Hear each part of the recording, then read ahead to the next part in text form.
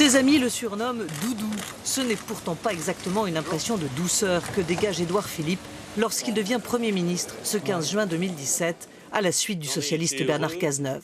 Plutôt même une certaine raideur du haut de son mètre 94. Vous avez dit que vous étiez un homme de gauche. Je n'avais pas non plus de doute là-dessus. Il se trouve que je suis moi-même un homme de droite. Ce qui ne vous surprendra pas, je le sais. Édouard Philippe est alors inconnu du grand public. Le maire du Havre a fait toute sa carrière dans l'ombre d'Alain Juppé, qu'il a longtemps appelé le patron. Et je vous appelais le patron parce que j'ai appris en vous regardant, c'est tout. Avec son mentor, une certaine ressemblance, notamment ce côté droit dans ses bottes, comme lorsqu'il impose, malgré les critiques, les 80 km/h sur route nationale. Je pense que c'est une bonne politique parce qu'il faut savoir parfois prendre des décisions impopulaires lorsqu'on pense qu'elles sont efficaces. Les 80 à l'heure, c'est sa réforme. Pour le reste, Édouard Philippe met en œuvre le programme d'Emmanuel Macron. Il ne l'a pourtant pas soutenu à la présidentielle, n'a jamais adhéré à La République En Marche, mais a toujours affiché une loyauté totale à son égard.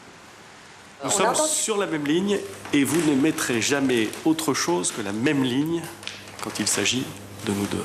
Une même ligne, mais un ton différent. Comme en novembre 2018, les Gilets jaunes manifestent partout en France. Édouard Philippe ne lâche rien sur la taxe diesel, à l'origine de la révolte. Vous nous confirmez que la taxe carbone sera bel et bien maintenue? Oui ou non?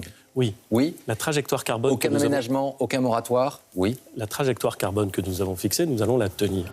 Emmanuel Macron se montre, lui, plus conciliant. Ce que vous dites, c'est stop, je l'entends, et donc on doit changer de méthode. Juin 2019, toujours loyal après le bon score des écologistes aux européennes, l'ancien directeur des affaires publiques d'Areva tente, bon gré mal gré, de se convertir à l'écologie. Plus personne n'a aujourd'hui le monopole du verre, mais oui, j'ai mis du temps, comme d'autres Français, à considérer que ces enjeux étaient aussi urgents que la défense de l'emploi. Hiver 2020, Édouard Philippe assume encore la réforme des retraites voulue par Emmanuel Macron. Mais en gestionnaire, il s'entête sur l'âge pivot pour garantir son financement, malgré les grèves, malgré les critiques de l'opposition. Êtes-vous prêt à renoncer à l'âge pivot? Si vous renoncez à l'âge pivot, que seriez-vous prête à accepter? Avec la crise du coronavirus, Édouard Philippe reprend un certain ascendant, concret et rassurant lors de ses conférences de presse. Sa popularité grimpe en flèche, dépasse même celle du président. Dans la foulée, il se fait réélire triomphalement maire du Havre. Sa seule ambition politique, assure-t-il.